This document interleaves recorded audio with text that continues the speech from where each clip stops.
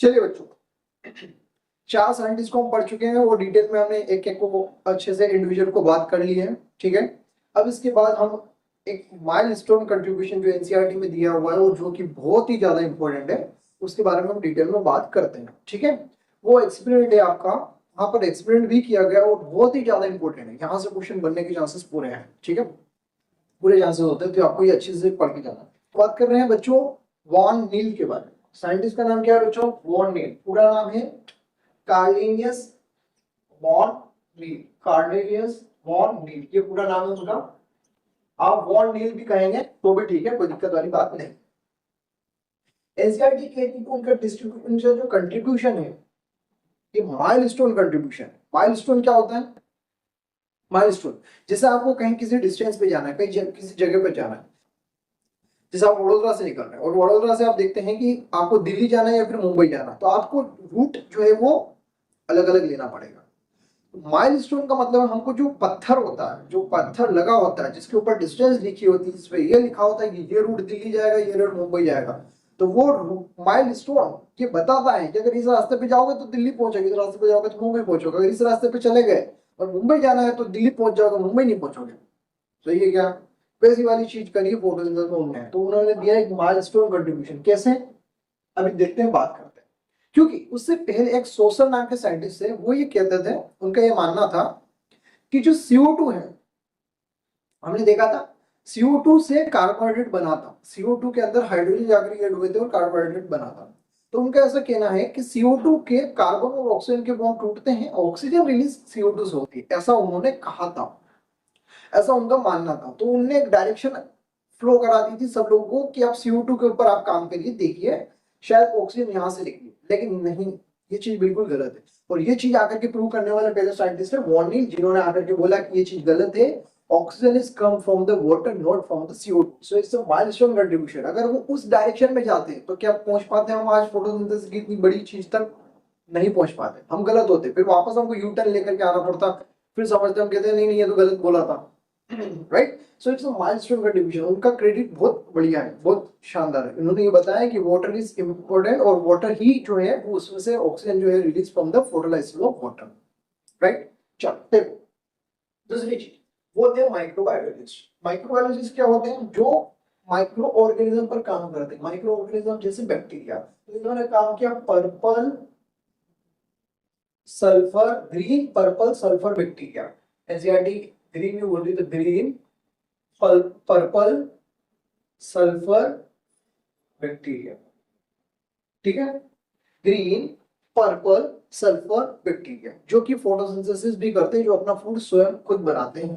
Right, अब उन्होंने एक डेमोन्स्ट्रेशन करके बताया। माइक्रोबायोलॉजी से तो बैक्टीरिया पे काम करेंगे और बैक्टीरिया पे काम करेंगे, तो उन्होंने डेमोन्स्ट्रेट करके दिखाया, बताया, और उनका कंट्रीब्यूशन ये कहता है कि जो प्रोसेस है फोटोसिंथेसिस की, वो एक लाइट डिपेंडेंट रिएक्शन है, ये मानते हैं हम, बिना लाइट के कुछ नहीं होने वाला।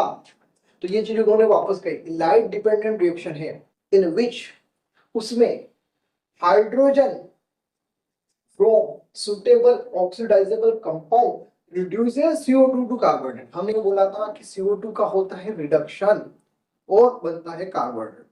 ये जो बात उन्होंने बोली, ये थोड़ी हमको समझ में नहीं आ रही होगी, हम उसको दोबारा से अच्छे से समझते हैं। उन्होंने बोला कि हाइड्रोजन किसी ऑक्सीडाइजेबल कंपाउंड से आएगा, जैसे समझते हैं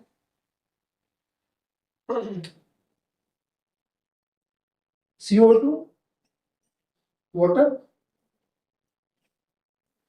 ये रिएक्शन बनी और बनता है CH2O प्लस ऑक्सीजन।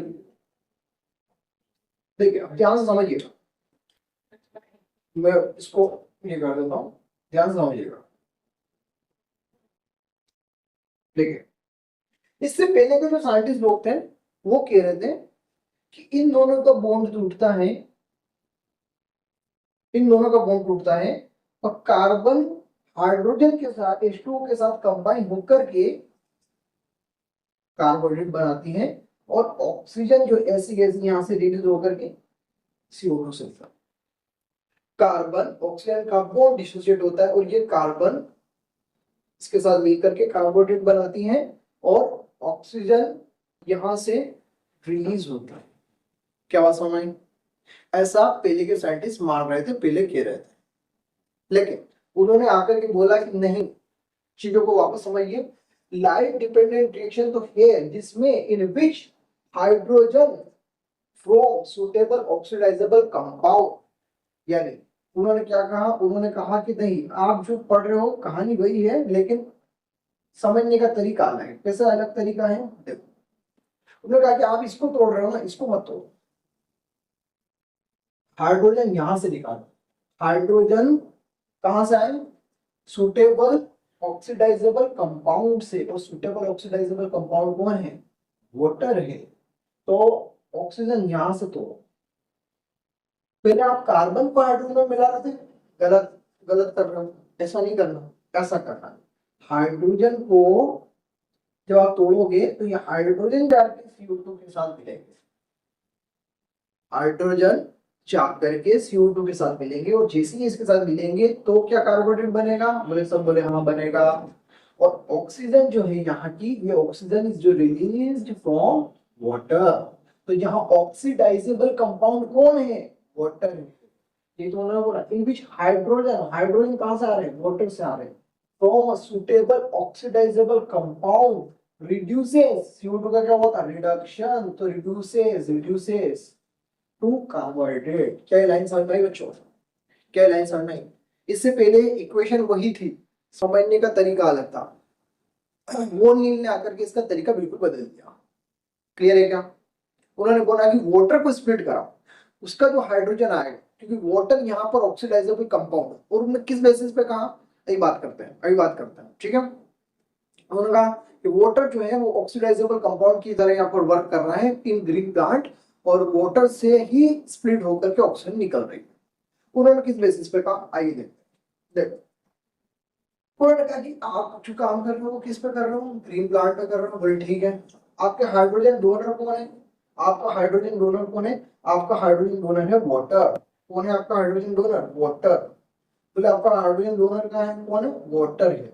बोले मैं कर रहा हूँ काम किस पर? बैक्टीरिया पर। ये मैं कैसे कह सकता हूँ? लोगों ने बोला कि कैसे, आप कैसे कह सकते हो? CO2 से नहीं निकलती, वाटर से निकलती, आप कैसे कर सकते हो? तो आइए समझते हैं। तो उन्होंने कहा कि देखो, मैं काम कर रहा हूँ पर्पल सल्फर बैक्टीरिया पर, जिसके अंदर ऑक्सीजन नहीं निकलती है, लेकिन फोटोसिंथेसिस तो होता है, और बनने वाला प्रोडक्ट कार्बोहाइड्रेट वहां भी बनेगा, ठीक है। जब मैं इसी को वहां पर हाइड्रोजन डोनर जो है वो मेरा H2S है, कैसे है वो देखते हैं।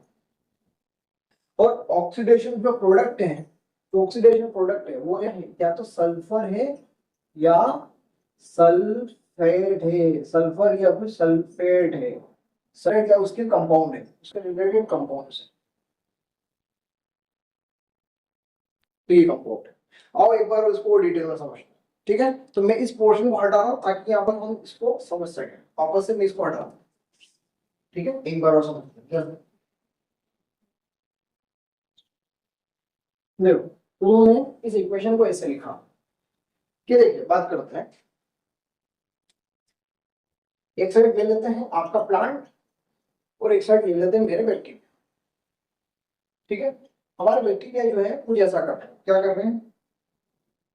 बैक्टीरिया वही CO2 ले रहे हैं, और वाटर की प्लेस पे H2S ले रहे हैं, और बना रहे हैं CH2O, और अलग से निकाल रहे हैं सल्फर या सल्फाइड के कंपाउंड, सल्फर गैस रिलीज कर रहे हैं, डिपेंडिंग ऑन H2S लिए क्या लिया, ठीक है। इसका मतलब ये है, अगर ये ऑक्सीजन यहां से आनी होती तो यहाँ पर ऑक्सीजन निकलनी होती, लेकिन ऑक्सीजन नहीं निकली।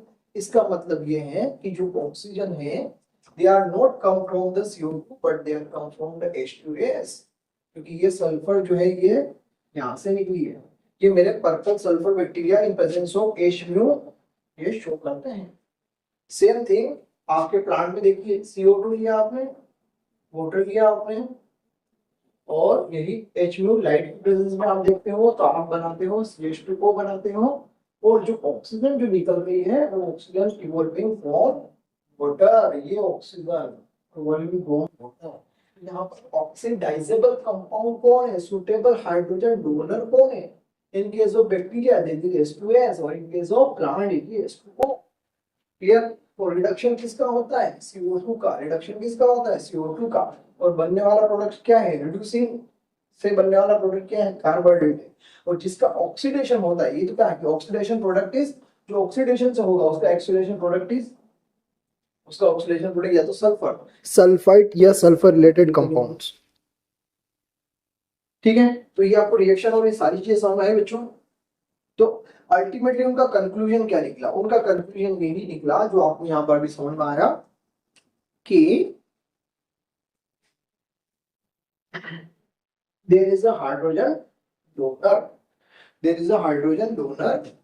कंक्लूजन क्या निकला बच्चों, कंक्लूजन यही निकला कि फोटोसिंथेसिस एक लाइट डिपेंडेंट रिएक्शन है जिसमें oxygen come from suitable hydrogen donor.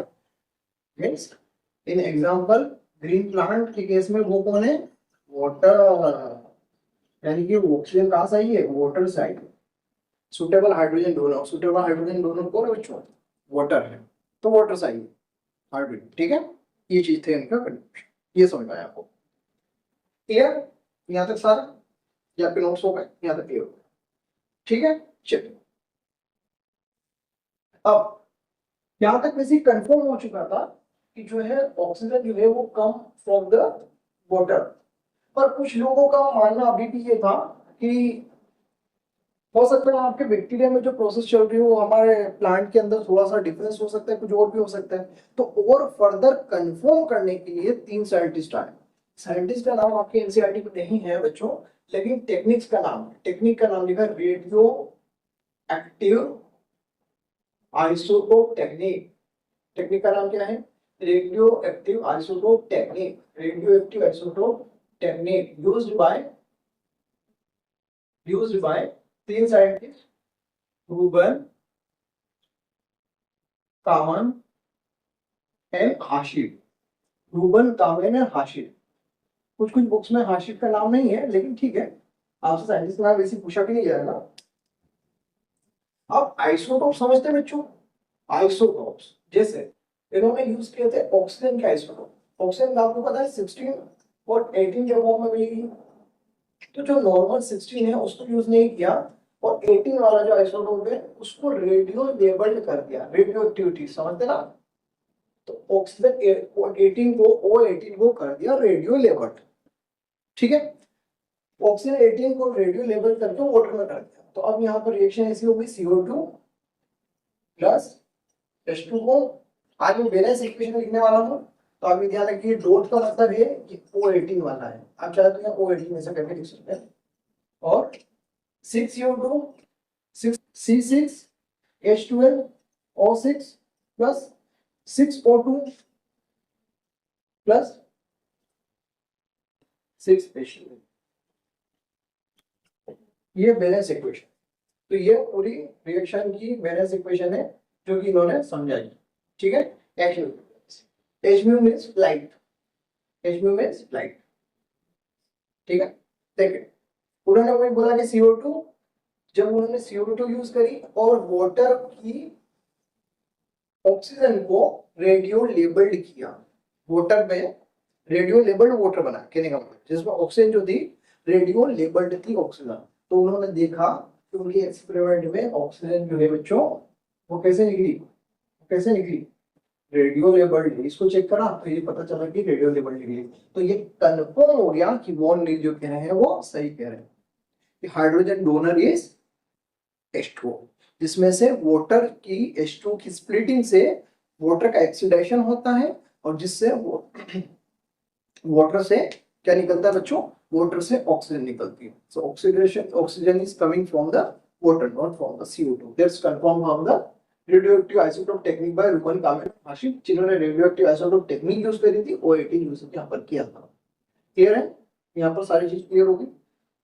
अब यहाँ से एक जो ये है बैलेंस इक्वेशन की कंफर्म फर्दर जो है, ये पूरी बैलेंस इक्वेशन है आपकी फोटोसिंथेसिस की। ये इक्वेशन आपको याद रखनी है। बैलेंस इक्वेशन की बात करते हैं, 6CO2 तो 12H2O gives the C6H12O6 plus 6O2 plus 6H2O।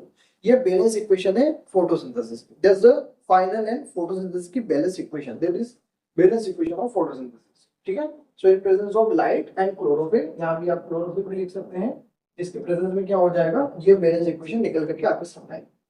अब यहाँ पर एक क्वेश्चन आपके दिमाग में आएगा कि CO2 यूज होगी, हम पूरी रिएक्शन देखेंगे जहां पर CO2 यूज होगी और वाटर भी यूज होगा, लेकिन ये जो वाटर यहाँ पर हम निकाल रहे हैं अलग से एक्स्ट्रा प्रोडक्ट में निकाल रहे हैं, ये कहाँ निकलता है? ये आप पूरा फोटोसिंथेसिस पढ़ने के बाद मैं आपसे दोबारा क्वेश्चन पूछूंगा और आप मुझे बताएंगे कि ये वाटर कहाँ निकलता है और ये वाटर यहाँ पर रिएक्शन में क्यों लिखा हुआ है। This is question, right. अब बैलेंस एक बार देख चुके हैं, देख लीजिए। यहाँ पर कितने कार्बन है? 6 कार्बन। यहाँ पर कार्बन कितने हैं? 6 कार्बन। बैलेंस है 12 और 24 24 हाइड्रोजन, 12 हाइड्रोजन यहाँ पर और 6 दूनी 12, 12 और 12 24 हाइड्रोजन, 6 ऑक्सीजन यहाँ पर, 12 ऑक्सीजन यहाँ पर, 6 ऑक्सीजन यहाँ पर। तो वहां पर टोटल ऑक्सीजन कितनी हुई बच्चों? टोटल ऑक्सीजन होगी 24 ऑक्सीजन। कितनी ऑक्सीजन होगी? 24 ऑक्सीजन। और यहाँ पर ऑक्सीजन होगी 12 ऑक्सीजन यहाँ पर और 12 6 दूनी 12, 12 ऑक्सीजन यहाँ पर, यानी 24। तो ये बैलेंस इक्वेशन है आपकी, इसकी फोटोसिंथेसिस की बैलेंस इक्वेशन यहाँ पर फाइनल हो जाती है। ठीक है, चलो ठीक है। अब इसके बाद एक साइंटिस्ट का और कंट्रीब्यूशन हम पढ़ लेते हैं। ये बैलेंस इक्वेशन आप चाहे तो लिख सकते हैं, बिल्कुल आपको लिखना ही चाहिए। ये यहाँ पर फाइनल जो है साइंटिस्ट खत्म हुए। एक साइंटिस्ट का और जो रोल है वो अपने इसमें दे रखा है मॉड्यूल में, और अलग से हमको एडिशनली हम समझाते हैं, लेकिन अपने एनसीईआरटी में नहीं है। लेकिन एक बार आप थोड़ा सा दिमाग लगा सकते हैं, ध्यान कर सकते हैं। इसको हम 3D फॉर्म में भी देखेंगे, 3D फॉर्म में मैं आपको दिखा दूंगा। तो आपने यहाँ पर देखा कि अब यहाँ पर एक साइंटिस्ट जो आते हैं जिनका नाम है हिल्स, जिनने डिस्कवरी ऑफ लाइट रिएक्शन, जिनने क्या बताया? Discovery of light reaction, light reaction की डिस्कवरी। इसका क्रेडिट जाता है हमारे हिल्स के नाम पर। हिल्स रिएक्शन जिसको कहा जाता है हिल्स रिएक्शन, यहाँ साइंटिस्ट का नाम है हिल्स। ठीक है, उन्होंने क्या किया? हिल्स ने क्या करा, ध्यान से समझेंगे उनके एक्सपेरिमेंट को। उनका मानना ऐसा था कि CO2 जो है, ये जो प्रोसेस है फोटोसिंथेसिस की, शायद ये प्रोसेस 2 पोर्शन में चलती है, एक बार में काम नहीं होता है। तो जो CO2 का फिक्सेशन हो रहा है वो पहली प्रोसेस में नहीं होता है, यानी लाइट की प्रेजेंस में केवल वाटर का स्प्रेडिंग होता है। यानी पहले हाइड्रोजन डोनर बन जाता है और फिर उस हाइड्रोजन को एक्सेप्ट करने के लिए CO2 आती है। तो उन्होंने क्या करा? उन्होंने, तो बच्चों बात कर रहे हैं हिल्स रिएक्शन की, यानी कि डिस्कवरी ऑफ लाइट रिएक्शन। जो हिल्स नाम के साइंटिस्ट है, उन्होंने लाइट रिएक्शन को डिस्कवर किया है। ठीक है, अब ये पोर्शन तो एनसीईआरटी में दिया नहीं हुआ है, तो अगर आप नीट के लिए प्रिपेयर कर रहे हैं, नीट के लिए ही प्रिपेयर कर रहे हैं वैसे भी, तो आप चाहें तो ये एनसीईआरटी में दिया नहीं है, इसलिए आप चाहें तो छोड़ सकते हैं। लेकिन आपको वैसे भी इसमें कुछ रटना नहीं है, इसमें कुछ याद नहीं करना है, आपको केवल एक कंसेप्ट को समझना है। तो कंसेप्ट को एक बार देखिएगा, आपको समझ में आ जाएगा। बस आप सुन लीजिए तो आपको समझ में आ जाएगा। और अगर आप छोड़ना चाहते हैं तो आप छोड़ सकते हैं, उसमें कोई बड़ी बड़ी बात नहीं है, उसमें कोई ऐसी बात नहीं है। क्योंकि एनसीईआरटी में नहीं लिया तो नीट में तो नहीं आएगा, लेकिन आपने इसमें कवर किया है तो एक बार थोड़ा सा ध्यान देंगे। आओ देखते हैं। ठीक है, सो ये एनसीईआरटी का पोर्शन नहीं है, मैंने पहले से लिख दिया है। ठीक है, हिल्स नाम के साइंटिस्ट है, इसलिए उन्होंने हिल्स रिएक्शन दी। हिल्स रिएक्शन, इस रिएक्शन को हिल्स रिएक्शन कहा जाता है। इसको, इस रिएक्शन को अभी बात करेंगे कैसे क्या है हिल्स रिएक्शन, इसको कहा जाता है।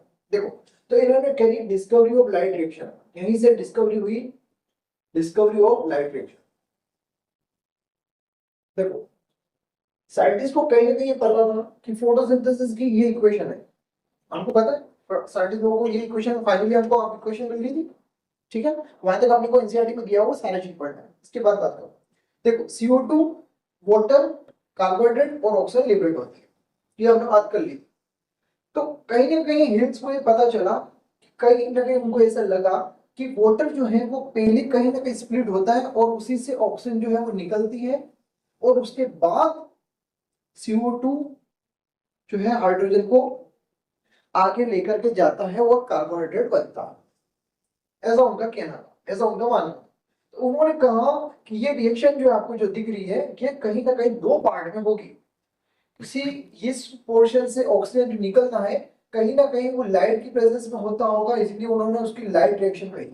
लेकिन उनके पास इसका प्रूफ देना पड़ेगा, प्रूफ तो देना पड़ेगा, तो उन्होंने दिया उसका प्रूफ। ठीक है, तो इसलिए यही रिएक्शन जो है वो 2 पोर्शन में। अब ये रिएक्शन नीचे क्या कह रही है वो भी हम समझते हैं। सबसे पहले तो मैं इसको मिटा देता हूँ ताकि आपको बार बार कंफ्यूजन ना हो, ठीक है। चलो इसको मैं मिटा, क्योंकि हमको पता है प्रोबेबिलिटीज की इक्वेशन है, ये हमको पता है। अब देखते हैं, पहले एक बार एक सेटअप करके देखते हैं। उन्होंने एक सेटअप किया, क्या किया, एक टेस्ट ट्यूब ली, एक बड़ी सी टेस्ट ट्यूब ली, ठीक है। So big size test tube, big size test tube ली। फिर और क्या लिया, एक प्लांट लिया। प्लांट का नाम आपको याद नहीं रखना है, याद रहे तो अच्छी बात है, कोई दिक्कत नहीं। स्टीलेरिया प्लांट था। उस प्लांट की लीव्स को या स्टेम को, जो भी पोर्शन है स्टेम, मेनली लीफ को लिया, क्रश किया, कुछ सॉल्यूशन डाला, ऑर्गेनिक सॉल्यूशन, और फ्रैक्शनाइज किया। फ्रैक्शनाइज करके उसमें से क्लोरोप्लास्ट को बाहर निकाला। किसको बाहर निकाला बच्चों, उस प्लांट से क्या बाहर निकाला, आइसोलेटेड क्लोरोप्लास्ट। समझते हैं क्लोरोप्लास्ट, अभी और आगे आगे समझ लेंगे क्लोरोप्लास्ट, ठीक है। सेल बायोलॉजी पढ़ चुके हैं ना बच्चों, तो इतना तो पता ही होगा। क्लोरोप्लास्ट हम जानते हैं, क्लोरोप्लास्ट के अंदर क्या होता है बच्चों, क्लोरोफिल होता है। क्या होता है, क्लोरोफिल पिगमेंट होते हैं, वो भी डिटेल में बात कर लें। तो उन्होंने क्लोरोप्लास्ट को बाहर निकाल लिया, इतना ठीक है। अब उन्होंने एक रिएजेंट यूज किया जिसको हम आर्टिफिशियल आर्टिफिशियली हाइड्रोजन एक्सेप्टर के नाम से जानते हैं, जो कि हाइड्रोजन को एक्सेप्ट करेगा, और इसी को हम हिल्स रिएजेंट के नाम से भी जानते हैं। उस रिएजेंट का नाम है, उस रिएजेंट का नाम है potassium ferricyanide, KF4FeCN6, potassium ferricyanide. Coordination compound आप पढ़ते ही इसको, ये सोल्ट की तरह है, ये टूटेगा तो K प्लस दे देगा और FeCN6 -4 दे देगा, है ना। जैसे वाटर में जाएगा तो ऐसे टूट जाएगा, प्लस और माइनस में, ये आपको पता है। तो आपको रटना नहीं, याद नहीं रखना, आपको कुछ भी याद नहीं रखना, याद करना है एक प्लांट लिया था, एक क्लोरोप्लास्ट उसमें से निकाले, एक टेस्ट ट्यूब लिया, अभी तक इतना किया। इसमें वाटर डाला, टेस्ट ट्यूब में वाटर डाला, और ये सॉल्यूशन डाला, ये कंपाउंड डाल दिया। क्या ये कंपाउंड यहाँ पर है, डाल दिया कंपाउंड यहाँ पर है, और वाटर डाल के इसने वाटर को ब्लैक से कर देता। तो ये एक सॉल्यूशन बन गया बच्चों, ये एक सॉल्यूशन बन गया। और इस सॉल्यूशन के अंदर कौन है, ये कौन दिख रहे हैं, ये क्लोरोप्लास्ट है। कौन है, क्लोरोप्लास्ट। अब मैं इस टेस्ट ट्यूब में अच्छे से दिखा नहीं पाऊंगा, इसलिए मैंने इसको इमलार रिव्यू करके ऐसा दिखाया। ये इसीलिए इमलार रिव्यू है, जो कि आप ऐसे देख सकते हैं। वो कंटेनर में भी किया उन्होंने, उसको लार्ज लेवल पे भी किया, लेकिन हम हमने समझने के लिए ऐसा कर रहे हैं, सिंपल सी चीज। अब ध्यान से समझेंगे, ये वही सॉल्यूशन है। इसके अंदर कौन है, आइसोलेटेड क्लोरोप्लास्ट है। क्या मैं क्लोरोप्लास्ट को बाहर लेकर के आ गया हूँ, प्लांट के क्लोरोप्लास्ट को बाहर लेकर के आ गए, यहाँ तक ठीक। सॉल्यूशन के अंदर, इसके अंदर जो सॉल्यूशन था क्या क्या डाला हुआ, वाटर है, उसके अंदर पोटेशियम फेरिसाइनाइड है, वाटर के अंदर पोटेशियम फेरिसाइनाइड है, सोल्ट आता है, अब आप ऑरेंज कह सकते हैं, ऑरेंज रेड टाइप का आता है पोटेशियम फेरिसाइनाइड, उसको डाल दिया, ठीक है। जैसे उसको डाला और ये सारा कोरिलेशन कर दिया। एक चीज वेरी वेरी इंपॉर्टेंट, यहाँ पर एक आउटलेट है, आपको दिख रही है, यहाँ से सारी CO2 आउट कर दी। अब ध्यान से समझेंगे, यहाँ पर ही सारा कंसेप्ट है। CO2 आउट की बच्चों, ध्यान रखेंगे, CO2 क्या करिए बच्चों, CO2 आउट करिए, CO2 बाहर कर दी। तो यहाँ पर सारा CO2 खत्म, और अंदर एक बल्ब लगा दिया लाइट के लिए। अब ध्यान से सुनिए, हमने जब फोटोसिंथेसिस की प्रोसेस हम समझते हैं, देखते हैं, तो हम क्या कहते हैं कि CO2 जरूरी है, वाटर जरूरी है, लाइट जरूरी है, क्लोरोफिल जरूरी है। अब मेरे साथ बताएंगे आप मेरे को कि यहाँ पर क्या क्या रिक्वायरमेंट कंप्लीट हुई। क्या वाटर यहाँ पर प्रेजेंट है, बिल्कुल है। क्या क्लोरोप्लास्ट प्रेजेंट है, तो क्लोरोफिल मॉलिक्यूल प्रेजेंट है, बिल्कुल, तो क्लोरोफिल मॉलिक्यूल प्रेजेंट हो। क्या लाइट की प्रेजेंस है, बिल्कुल। क्या CO2 है, नहीं, क्योंकि CO2 को बाहर कर दिया। तो वो यही देखना चाहते हैं, वो यही देखना चाहते हैं, जो वाटर का स्प्लिटिंग है, वाटर जो टूट रहा है, जिससे ऑक्सीजन लिबरेट हो रही है, इससे पहले साइंटिस्ट ने जो कहा है वो कम हो रहा है, उसी को देखना चाह रहे हैं, ठीक है। क्योंकि जब भी वाटर टूटेगा तो सबको पता है कि हाइड्रोजन देगा, तो कोई ना कोई मॉलिक्यूल वहां पर हाइड्रोजन को लेने वाला बैठा होगा। उसीलिए उन्होंने अपनी आर्टिफिशियल हाइड्रोजन एक्सेप्टर रखा, जिसको हम हिल्स रिएजेंट कह रहे हैं बच्चों। और ये जो K4FeCN6 है ना बच्चों, ये अंदर जाकर टूटेगा तो CN6 यहाँ ये माइनस कर देगा, माइनस को, ये हाइड्रोजन को एक्सेप्ट करेगा, इसलिए ये आर्टिफिशियल हाइड्रोजन एक्सेप्टर है यहाँ पर अंदर, ठीक है। क्या क्या मेरी बात इतनी समझ में। अब देखो इस रिएक्शन को, देखो इस रिएक्शन, सिंपल तरीके से रिएक्शन समझाता हूँ। आओ देखो सिंपल तरीके से रिएक्शन समझाता हूँ। कोई ए मॉलिक्यूल है, कोई ए मॉलिक्यूल है और वाटर है, यही है हमारे पास। इससे ज्यादा हमारे पास है ही क्या, इसके अंदर वाटर है और वो मॉलिक्यूल है जो कि हाइड्रोजन एक्सेप्ट करेगा, सिंपल सी चीज है। जब वाटर टूटता है तो H प्लस हाइड्रोजन और ऑक्सीजन निकालता है, हाइड्रोजन और ऑक्सीजन निकालता है। बैलेंस करने के लिए मैं इसको यहाँ पर 2A ले रहा हूँ, 2A ले रहा हूँ, और इसको मैं यहाँ पर भी 2 कर देता हूँ बैलेंस करने के लिए। मैंने क्या बोला, ऑक्सीजन O2 के फॉर्म में निकलेगी बैलेंस करने के लिए। अगर मैं उसको 2 से बैलेंस नहीं करूंगा तो हाफ होगा, यही बोल रहा हूँ। आपको इक्वेशन रटना नहीं है, आपको कोई इक्वेशन नहीं पूछेगा, बस आपको कंसेप्ट क्लियर करना है, ठीक है। तो ऑक्सीजन को हाफ करेंगे तो वो बैलेंस नहीं होगी, इसलिए एक O2, एक ऑक्सीजन का मॉलिक्यूल निकालने के लिए मेरे को 4 चाहिए हाइड्रोजन। तो 2 2 जा 4, 2 2 जा 4, 4 हाइड्रोजन, 4 हाइड्रोजन निकल रहा है। और हाइड्रोजन आप देख रहे हैं, हाइड्रोजन को एक्सेप्ट करने वाला कौन, हाइड्रोजन को एक्सेप्ट करने वाला कौन है, ए मॉलिक्यूल। यानी ए ऐसा मॉलिक्यूल होगा, और ए इस कंडीशन में कौन है, हाइड्रोजन एक्सेप्टर, जो कि क्या है, पोटेशियम, बोलिए मेरे साथ, पोटेशियम फेरी साइनाइड, पोटेशियम फेरी साइनाइड। किसी किसी बुक में शायद नीचे दिख नहीं रहा होगा, पर मैं बता देता हूँ आपको, किसी किसी बुक में DCPIP को दिया हुआ है, डाइक्लोरोफिनोल इम्डोफिनोल। मैं वही बोल रहा हूँ, इसको आपको याद नहीं करना है, बस ये दिया हुआ है तो थोड़ा समझ लेना है इसका, है ना, क्योंकि एनसीईआरटी का तो पर मेरा काम है बताना पूरा। तो यहाँ पर एक मॉलिक्यूल है, एक कंपाउंड है, जो कि हाइड्रोजन एक्सेप्ट करेगा, हाइड्रोजन मिलेंगे वाटर की स्प्लिटिंग से, और वाटर जैसे टूटेगा ये मॉलिक्यूल हाइड्रोजन को लेंगे, 2AH2 कंपाउंड बनाएगा, 2AH2 बनेगा, वो देखेंगे, और ऑक्सीजन लिबरेट होगी। इसका मतलब क्या है सर, आपने डायग्राम में एक चीज नहीं बनाई, वो है ऑक्सीजन। तो क्या जब मैं टेस्ट करूंगा इस टेस्ट ट्यूब पे, तो क्या मुझे ऑक्सीजन की प्रेजेंस पता चलेगी? जब मैं इसको इस आउटलेट से कुछ टाइम में आउटलेट को ओपन करूंगा तो मेरे को यहाँ से ऑक्सीजन निकलते हुए दिखेगी? बिल्कुल। उसके लिए थ्रेशोल्ड अमाउंट में क्लोरोप्लास्ट होने चाहिए, ठीक है। तो यहाँ पर आपको पूरी रिएक्शन और सारा कंसेप्ट समझना है। अब मैंने यहाँ पे लिखा नेचुरल हाइड्रोजन एक्सेप्टर और आर्टिफिशियल। इन्होंने बताया कि आर्टिफिशियली मेन K4 एफिशिएंसी का यूज कर रहा हूँ, लेकिन प्लांट के अंदर नेचुरल तरीके से कोई हाइड्रोजन एक्सेप्टर है जिसका नाम है, याद रखेंगे बच्चों, निकोटिनामाइड एडेनिन डाइन्यूक्लियोटाइड फॉस्फेट, जिसको आप NADP के नाम से जानते हैं बच्चों। आज मैं यहाँ NADP कह रहा हूँ, कहीं कहीं मैं NAD कहूंगा, जो कि कन्वर्ट हो जाएगा बच्चों किसमें, NADPH2 में, वो बाद में देख लेंगे। पर आज ये समझ गया कि ये निकोटिनामाइड एडेनिन, एडेनिन एडेनिन का नाम सुना है बेटा, डीएनए में वही adenine, nicotinamide adenine dinucleotide phosphate, NADP, right. Artificial hydrogen acceptor नाम बताइए, क्या नाम है, पोटेशियम फेरी साइनाइड, पोटेशियम फेरी साइनाइड। इसके अलावा DCPIP, इसके अलावा बेंजोक्विनोन, इसके अलावा ये आपको याद नहीं रखने, कि किसी जमाने में पूछे जाते थे, इसलिए आपको बेंजोक्विनोन और वोमेट, ये सारे हाइड्रोजन एक्सेप्टर है। जो भी मॉलिक्यूल हाइड्रोजन को एक्सेप्ट कर सकता है उन सारों को यहाँ पर यूज किया जा सकता है, ठीक है। तो ये सारे यूज किया जा सकता है। आपको कंसेप्ट यहाँ पर क्लियर होगा बच्चों? अब एक बार डायग्राम देख लीजिए आराम से, सारी चीजें यहाँ पर लिखी हुई है, सिंपल सा एक्सपेरिमेंट किया है, सिंपल सी चीज की है। अब मुझे बताइए इससे रिजल्ट क्या निकला, क्या रिजल्ट निकला, रिजल्ट में क्या निकला, ऑक्सीजन निकली। ऑक्सीजन कब निकल सकती है, जब वाटर टूटेगा, और वाटर कब टूटेगा, जब लाइट और क्लोरोप्लास्ट वहां पर प्रेजेंट है, क्लोरोफिल मॉलिक्यूल वहां पर प्रेजेंट है, ठीक है। तो वाटर स्प्लिट होगा, और वाटर स्प्लिट होगा तब होगा जब कोई हाइड्रोजन को एक्सेप्ट करने के लिए बैठा होगा, ठीक है। तो ये थी discovery of the light reaction. तो हमने ये बात करी कि लाइट रिएक्शन यहाँ से डिस्कवर हुई है, कि एक लाइट की प्रेजेंस में वाटर स्प्लिट होता है, पहले वाटर स्प्लिट होता है, उसके बाद CO2 यूज होती है, दैट्स देयर कांसेप्ट, वो उनका कांसेप्ट था, ठीक है। वो आपसे यही पूछा जाएगा कि नेचुरल हाइड्रो एक्सेप्टर कौन है, अगर पूछा जाएगा आउट ऑफ एनसीईआरटी तो। वैसे NADP को तो हम तो पढ़ते ही हैं, पर हमको ये पता होना चाहिए कि NADP जो है हाइड्रोजन एक्सेप्टर है बच्चे, और वो NADPH2 में कन्वर्ट होगा, सिंपल सा कंसेप्ट है, ठीक। यहाँ पर आपके सारे साइंटिस्ट के सारे एक्सपेरिमेंट क्लियर हुए हैं।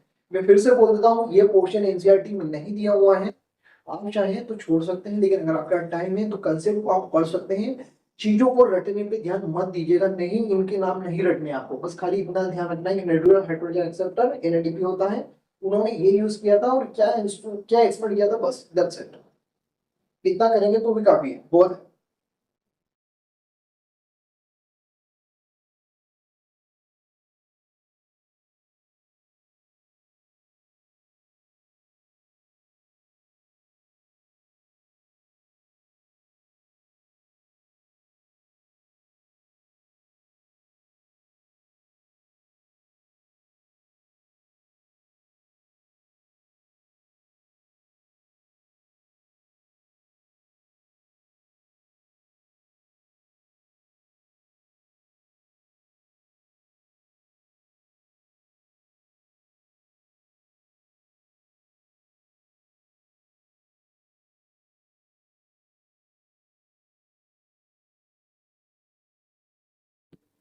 चलो बढ़े आगे, चले आगे। चलो नेक्स्ट कंसेप्ट आता है बच्चों, where does photosynthesis take place. Next concept आता है बच्चों, where does photosynthesis take place. कहाँ होता है फोटोसिंथेसिस प्रोसेस। तो आइए आज एक क्लोरोप्लास्ट का अच्छा सा डायग्राम बनाते हैं और फोटोसिंथेसिस के प्रोसेस में पिगमेंट मॉलिक्यूल पर लेकर के चलते हैं, क्योंकि अब हमें आगे जाकर के पिगमेंट मॉलिक्यूल को पढ़ना है। तो हम नेक्स्ट टॉपिक लेने जा रहे हैं बच्चों कौन सा, वेयर डज फोटोसिंथेसिस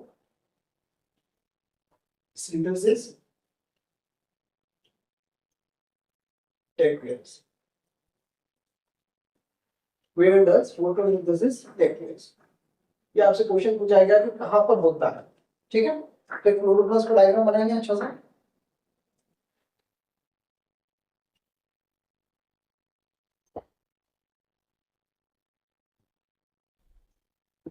जैसा कि आपको पता है बच्चों, क्लोरोप्लास्ट जो होता है वो कैसा होता है, डबल मेम्ब्रेन बाउंड स्ट्रक्चर होता है। तो यहाँ पर हमने क्लोरोप्लास्ट की डबल बाउंड्रीज को क्रिएट करना की कोशिश करी है।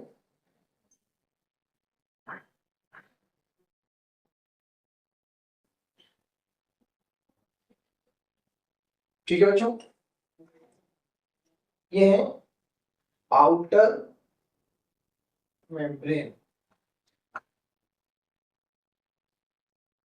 और ये है इनर मेम्ब्रेन। और आउटर मेम्ब्रेन और इनर मेम्ब्रेन के बीच में जो स्पेस प्रेजेंट होती है उसको क्या कहते हैं बच्चों, पेरीप्लास्टोडियल स्पेस। क्या कहते हैं बच्चों, स्पेस क्या कहलाएगी, पेरीप्लास्टोडियल स्पेस, पीपीएस, पेरीप्लास्टोडियल स्पेस। लिख देता हूं मैं यहाँ पर पेरी, प्लास्टिड है इसलिए प्लास्टोडियल स्पेस, पेरीप्लास्टोडियल स्पेस। ठीक है, चलो अब यहाँ पर कुछ ऐसा फ्लूइड भरा हुआ आपको मिलेगा और इन फ्लूइड के अंदर आपको कुछ ऐसे कॉइन्स लाइक स्ट्रक्चर देखने को मिलेगा। ये आप सेल बायोलॉजी में से पढ़ के आ चुके हैं, आप लोगों को जानते होंगे, लेकिन सेल बायोलॉजी में पढ़ा है इस पे, हिंदी वीडियो में पढ़ा है, तो इसलिए मैं एक बार बना देता हूँ ताकि आपको थोड़ा सा ध्यान आ जाए। इस टाइप का स्ट्रक्चर, ठीक है बच्चों। अब देखिए, जो एक सिंगल है, एक सिंगल स्ट्रक्चर है, इसको हम एक सिंगल को थाइलेकोइड के नाम से जानते हैं बच्चों। क्या बोलते हैं, थाइलेकोइड। एक सिंगल को, single are known as thylakoid. एक सिंगल जो कोइन लाइक स्ट्रक्चर है उसको थाइलेकोइड कहते हैं। जब इसका पूरा ग्रुप आ जाता है तो पूरे ग्रुप को हम ग्रेनम के नाम से जानते हैं। क्या बोलते हैं बेटा, ग्रेनम, ग्रेनम के नाम से जानते हैं। पर ऐसे बहुत सारे ग्रेनम है, ये भी ग्रेनम, ये भी ग्रेनम। जब हम इनको मिक्स करके, बहुत सारे ग्रेनम को मिल करके कहेंगे तो हम इन तीनों को मिला करके ग्रे ना कहेंगे बच्चों। क्या कहेंगे बच्चों, ग्रे ना कहेंगे। इन सबको मिलाकर आप कहेंगे तो ग्रे ना कहेंगे। स्पेलिंग एक बार देख लीजिएगा, थोड़ा सा मिस्टेक हो सकती है वैसे, तो इनको ग्रे ना कहेंगे। तो क्या है, सिंगल, जैसे आप एक कॉइन लेकर के आए तो उसको थाइलेकोइड कह रहे हैं। इस stacks of thylakoid are known as granum. Many granums in the chloroplast known as granum. It's a singular, is a plural form. Singular form is a plural form, right? ठीक है, यहाँ जो फ्लूइड मैट्रिक्स बना है इसको stroma के नाम से जानते हैं। क्या बोलते हैं बेटा, स्ट्रोमा। इस स्ट्रोमा में आपको अपना खुद का, यहाँ पर क्लोरोप्लास्ट का अपना खुद का कोवेलेंटली, क्या ये तो कितना हो गया, double standard circular closed GC rich DNA. क्या आपको पूरा याद रखना बेटा, क्वेश्चन आएगा। Double standard circular closed GC riched self replicating autonomous DNA, ये भी कह सकते हैं। ठीक है, खुद का डीएनए। इसके अलावा राइबोसोम प्रेजेंट है। कौन से टाइप का राइबोसोम है बताओ बेटा, 70S type of ribosome, 70S type of ribosome. ठीक है क्या, 70S जो कि मिलते हैं किसमें, प्रोकैरियोट में 70S टाइप। इसके अलावा और क्या प्रेजेंट है? इसके अलावा यहाँ पर कुछ आपको स्टार्च के ग्रेनुअल देखने को मिलेगा। ये यहाँ स्टार्च स्टोर होगा, starch granules, starch granules. Clear हो बच्चों? ठीक है। अब आप देख रहे हो कि यहाँ पर जो है दो ग्रेनल को जोड़ने के लिए किसी मेम्ब्रेन स्ट्रक्चर का यूज हुआ है। इसको वेरी इंपॉर्टेंट, यहाँ दिख रहा है नहीं दिख रहा है लेकिन ये बहुत ही ज्यादा इंपॉर्टेंट है, तो इसलिए मैं थायराइड को थोड़ा सा इधर लिख देता हूँ। ये बहुत ज्यादा इंपॉर्टेंट है बच्चों, बहुत ज्यादा मतलब बहुत ही ज्यादा। ठीक है, उसका नाम है स्ट्रोमा। स्ट्रोमा में प्रेजेंट है इसलिए स्ट्रोमा लेमिनी या लेमिना, स्ट्रोमा लेमिनी। दूसरा इंटर ग्रेनल लेमिनी, इंटर दो ग्रेनल के बीच की, ग्रेना के बीच की, इसलिए इंटर ग्रेनल लेमिनी। तीसरा स्ट्रोमा थाइलेकोइड। क्यों स्ट्रोमा थाइलेकोइड? ये सिंगल थैलेकोइड ही है लेकिन स्ट्रोमा के अंदर एक थाइलेकोइड है, सिंगल है, इसलिए स्ट्रोमा थैलेकोइड। याद रखेंगे बच्चों, क्वेश्चन कंफ्यूज करने के लिए नाम से आएगा, याद रखेंगे, ये नाम नहीं जाने चाहिए। आपको नीचे भी स्पेस तक दिख रहा है नहीं दिख रहा है तो अब मेरी वर्ड को सुन लीजिए एक बार, और मैं बोल रहा हूँ एनसीईआरटी में भी लिखा है बच्चों स्ट्रोमा लेमिनी, ये तो कॉमन नाम है। दो ग्रेनल को जोड़ते हैं इसलिए इंटर ग्रेनल लेमिनी। खुद एक थैलेकोइड की जैसा ही है लेकिन सिंगल है और स्ट्रोमा में प्रेजेंट है, इसलिए स्ट्रोमल, स्ट्रोमल थैलेकोइड, ये स्ट्रोमा थैलेकोइड, स्ट्रोमल होगा, स्ट्रोमल थैलेकोइड, स्ट्रोमल थैलेकोइड। क्या यहाँ पर आपको इतनी सारी चीजें समझ आई बच्चों? ठीक है। अब आपसे पूछा जाए कि लाइट रिएक्शन होती कहाँ है, तो आपका आंसर होगा कि light reaction are perform in the thylakoid. तो आओ एक उठाकर एक थैलेकोइड को यहाँ लेकर के आते हैं और देखते हैं कि थैलेकोइड में मिलता क्या है। ठीक है, तो मैं थैलेकोइड की स्ट्रक्चर यहाँ बना रहा हूँ, सही है। चलो तो एक मिनट थैलेकोइड का स्ट्रक्चर यहाँ बना रहा हूँ बच्चों, ध्यान से समझिए।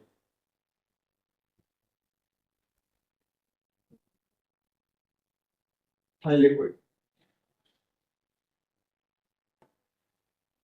यहाँ पर सारी चीज कंप्लीट हो गई है, आउटर मेम्ब्रेन, इनर मेम्ब्रेन, ये सारी चीजें इसके अंदर प्रेजेंट है। ये हमने इसका ट्रांसफर सेक्शन लिया है। ठीक है, थाइलेकोइड, थाइलेकोइड देखें, थाइलेकोइड खुद एक मेम्ब्रेन बाउंड स्ट्रक्चर है। क्या है बेटा? मेम्ब्रेन बाउंड स्ट्रक्चर है, लेकिन एक सिंगल मेम्ब्रेन, जैसे ये एक सिंगल मेम्ब्रेन है ना। अभी मेरे को यार दो में मेम्ब्रेन इसलिए बना रहा हूँ क्योंकि मेरे को इसके अंदर पिगमेंट बनानी है, लेकिन ये सिंगल मेम्ब्रेन है, तो आप शायद ये लिख सकते हो बच्चों सिंगल मेम्ब्रेन बाउंड स्ट्रक्चर। कितनी मेम्ब्रेन है बच्चों? सिंगल, याद रखेंगे, कंफ्यूज नहीं होना है, सिंगल मेम्ब्रेन। जैसे हमारी प्लाज्मा मेम्ब्रेन होती है, सेल मेम्ब्रेन होती है, वैसा स्ट्रक्चर है, बस थिकनेस और कंपोजिशन अलग अलग है। ठीक है, अब ध्यान से सुनो, यहाँ पर पिगमेंट मॉलिक्यूल मिलकर के कुछ काम कर रहे हैं, इकट्ठा हो रहे हैं, एक स्ट्रक्चर बना है। यहाँ पर भी कुछ पिगमेंट मॉलिक्यूल मिलकर के इकट्ठा हुआ और एक स्ट्रक्चर बना है।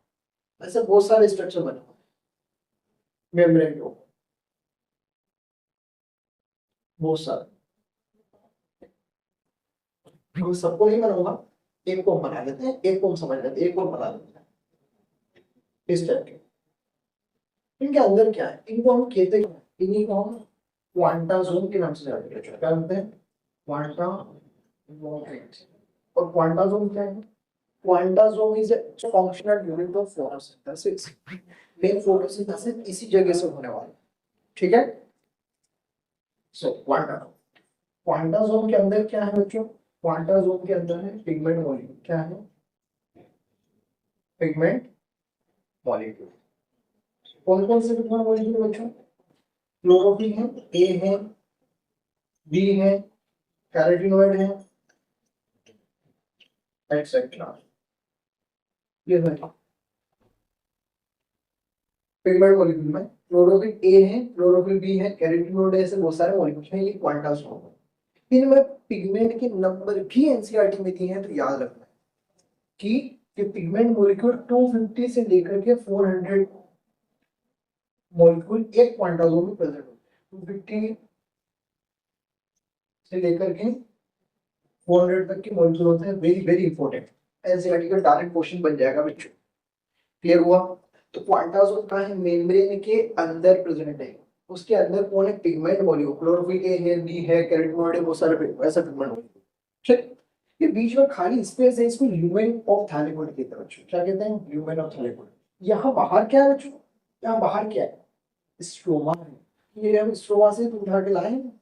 बाहर का एनवायरमेंट क्या कहलाएगा? स्ट्रोमा। और ये क्या है? Lumen of thylakoid. ये क्या है बच्चों? ल्यूमेन ऑफ थैलेमोइड, ये ल्यूमेन। और ये क्या है? स्ट्रोमा। इसको उठा करके यहाँ लाए। इसको क्या कहते हैं? Quantasome. Quantasome structure and function unit of photosynthesis, इसके अंदर पिगमेंट मॉलिक्यूल प्रेजेंट है।